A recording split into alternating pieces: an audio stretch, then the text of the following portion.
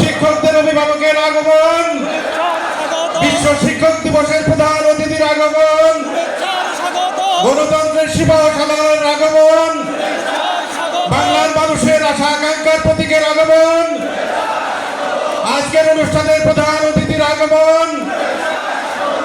প্রিয় সংগ্রামী সাথী বন্ধুরা,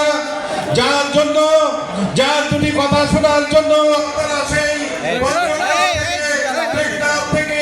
তেতুলিয়া থেকে শুরু করে রূপসা থেকে পাতুরিয়া সেই কান ঢাকা ভরে আপনারা এই মঞ্চে এসে উপস্থিত হয়েছেন। আজকে ইঞ্জিনিয়ারিং ইনস্টিটিউট শুধু নয়, এই শাহবাগ থেকে শুরু করে মৎস্য ভবন পর্যন্ত রাস্তার প্রতিটি আনাচে কানাচে যে শিক্ষক ছড়িয়ে পড়েছে, যার বক্তব্য শোনার জন্য সেই মির্জা ফখরুল ইসলাম আলমগীর আজকের অনুষ্ঠানের প্রধান অতিথি আমাদের মাঝে এসে উপস্থিত হয়েছেন। আমরা সবাই তাদেরকে করতালির মাধ্যমে আরেকবার শুভেচ্ছা জানাই। জোরে করতালি, আরো জোরে জোরে করতালি। আপনারা জানেন যে স্যার অসুস্থ, অনেকগুলি প্রোগ্রাম তিনি করতে পারেন না, তারপর শিক্ষকদের প্রতি তার কতটুকু ভালোবাসা, শিক্ষকদের প্রতি তার কতটুকু দরদ, শিক্ষকদের প্রতি তার কতটুকু মমত্ববোধ, সেই জন্যই তিনি আজকে এই এত অসুস্থতার মধ্যে দিয়েও এসেছেন। আমরা আরেকবার জোরে করতালি দিয়ে শুভেচ্ছা জানাই। আমরা আছি আপনার পাশে, আপনার ভয় নেই। আপনি ম্যাডামকে মুক্ত করেছেন, গণতন্ত্র এখনো মুক্ত হয়নি। গণতন্ত্র লড়াইয়ের সংগ্রামে আমরা আপনার পাশে আছি। ধন্যবাদ।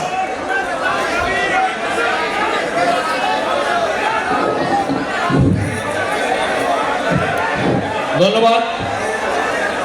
ইতিমধ্যে আমাদের মাঝে উপস্থিত হয়েছেন আপনাদের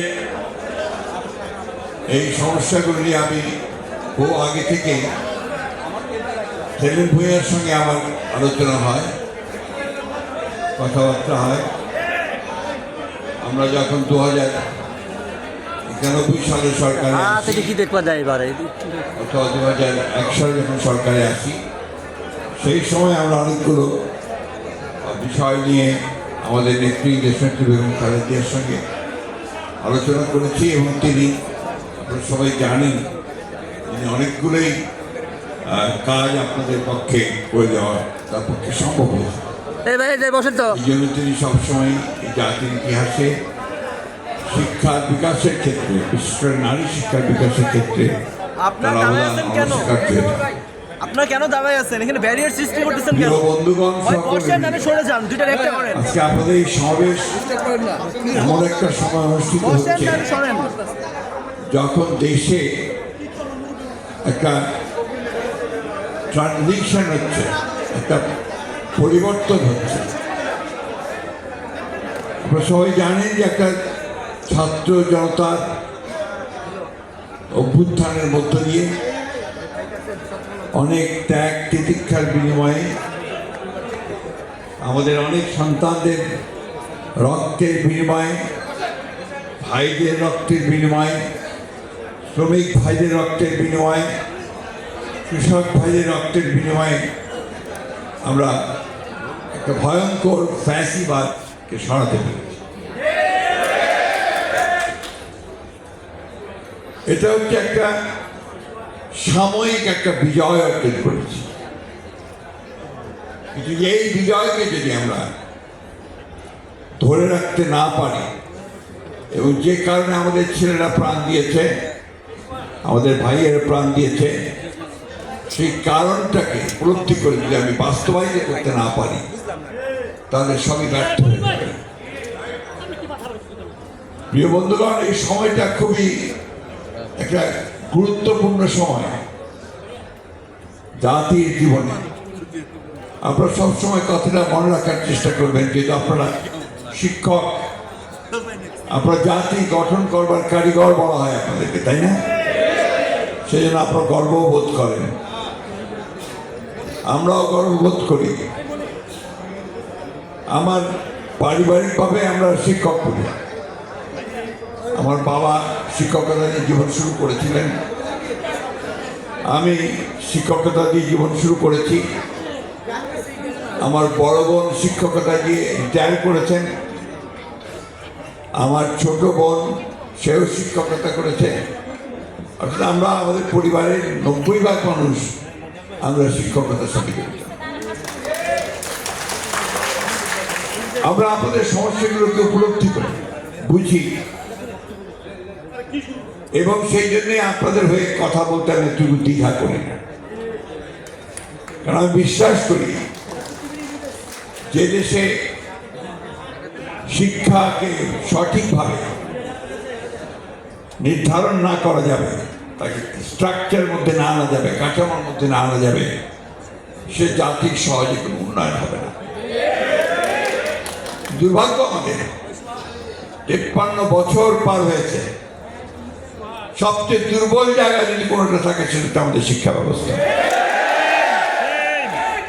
বলতে এতটুকু দ্বিধা নেই যে আজকে শিক্ষা ব্যবস্থা সম্পূর্ণ ভেঙে পড়েছে। বিভিন্ন রকম পরীক্ষা নিরীক্ষা, বিভিন্ন রকম দুর্নীতি, চক্রান্তের বেড়া জালে শিক্ষা ব্যবস্থাকে অত্যন্ত পরিকল্পিতভাবে ধ্বংস করা হয়েছে। একটা জাতিকে যদি উপরে উঠতে হয় তাহলে অবশ্যই শিক্ষাকে ভিত্তি করে তাকে উপরে উঠতে হয়। জ্ঞানের কোনো বিকল্প নেই, কোনো বিকল্প। তারা গণতন্ত্রে আসেননি যতক্ষণ পর্যন্ত না সেই মানুষের পক্ষের শক্তিকে আপনারা কাজে লাগাতে পারছেন, যতক্ষণ পর্যন্ত না কাঠামো পরিবর্তন করতে পারছেন, যতক্ষণ পর্যন্ত ওই ব্যবস্থাটাকে পরিবর্তন করে দিতে পারছেন, ততক্ষণ পর্যন্ত আপনাদের কোনো লাভ হবে না, আমাদের লাভ হবে না। আমার অনেক বয়স হয়েছে, দীর্ঘ অভিজ্ঞতা আমার। আমি আপনাদের কাছে এই কথাটুকু বলতে চাই যে আসুন আমরা সবাই একবার অন্তত নিজেদের ছোট ছোট স্বার্থগুলো ভুলে গিয়ে আমরা সবাই দেশের কথা, মানুষের কথা চিন্তা করে ঐক্যবদ্ধ হয়ে এগিয়ে যাই, এখানে জয়ী হব। আরেকটা কথা আপনাদের আমি বলতে চাই, সেটা হচ্ছে যে আমাকে আমাদের সেলিম ভুঁইয়া সাহেব, উনি এখন অনেক বড় নেতা, আমাদের শুধু আপনাদের নেতা নন, তিনি শুধু আপনাদের নেতা নন, তিনি এখন বিএনপির নেতা, তাই না? এখন উনি আমাদের একটা কাগজ তুলে দিয়েছেন যে ম্যাডামের একটা ঘোষণা ছিল চাকরি জাতীয়করণ করার জন্য। ম্যাডামের ঘোষণা তো সকলের জন্য শিরোধার্য আমাদের। সরকারে আসতে হবে তো, সরকারে আসতে হবে তো নাকি? সরকারে কখন আসতে পারবেন? জনগণ যদি ভোট দিয়ে আপনাকে সরকারে পাঠায়, তাই না? ভোট দিবে কখন?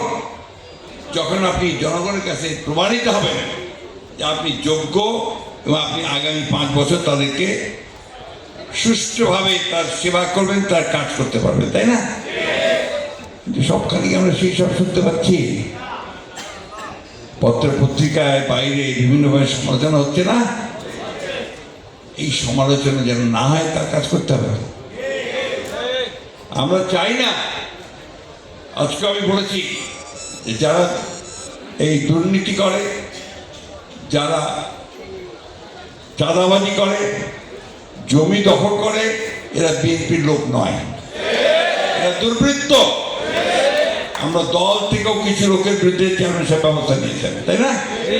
আমরা তাদের বিরুদ্ধে ব্যবস্থা নিয়েছেন।